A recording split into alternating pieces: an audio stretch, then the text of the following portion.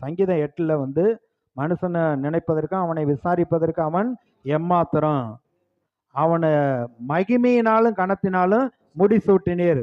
வெளிப்பட இயேசு தம்முடைய ஜீவனையே கொடுத்து தேவனுக்கு முன்பாக நம்மை ராஜாக்களாகவும் ஆசாரியர்களாகவும் மாற்றி இருக்கிறார்.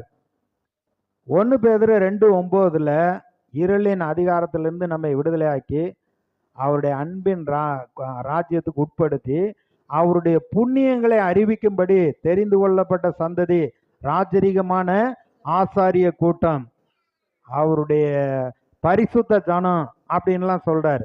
அப்ப ஜனங்களுக்கு தம்முடைய மகிமையை அவர் காண்பிக்கிறார். அவருக்கு பக்கத்துல மோசே போய் அவருடைய பின்பகுதியை பார்த்து அவருடைய முகம் அவ்வளவு பிரகாசம் அடைந்தது. இவர் அவருடைய மகிமையின் பிரகாசமும் அவருடைய தன்மையின் சொரூபமாய் இருந்து சர்வத்தையும் தம்முடைய வல்லமையுள்ள வசனத்தினாலே தாங்குகிறவராய் தம்மாலே தாமே நம்முடைய பாவங்களை நீக்கும் சுத்திகரிப்பை உண்டு பண்ணி உன்னதத்தில் உள்ள மகத்துவமானவருடைய வலது பார்சத்திலே உட்கார்ந்தார். அதாவது தேவனுடைய மகிமையின் பிரகாசமும் அவருடைய தன்மையும் சொரூபமாய் இருந்து, யோவான் 1ல் சொல்லப்பட்டிருக்கு, அவருக்கு சொந்தமானதிலே வந்தார், அவருக்கு சொந்தமானவர்களோ அவரை ஏற்றுக்கொள்ளவில்லை.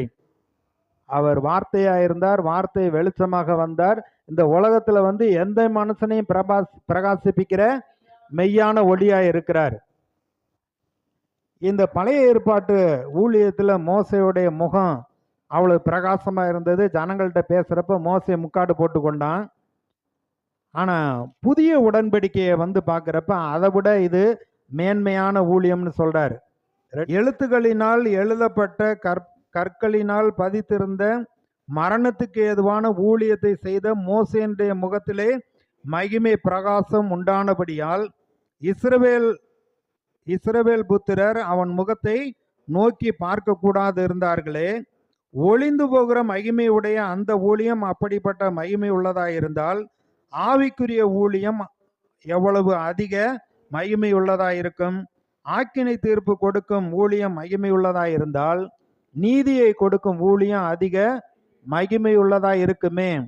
இப்படியாக மகிமைப்பட்டிருந்த அந்த ஊழியம் இந்த ஊழியத்திற்கு உண்டாயிருக்கிற சிறந்த மகிமைக்கு முன்பாக மகிமைப்பட்டதல்ல. அன்றியும் ஒளிந்து போவதே மகிமை உள்ளதாயிருந்தால் நிலைத்திருப்பது அதிக மகிமை உள்ளதாயிருக்குமே.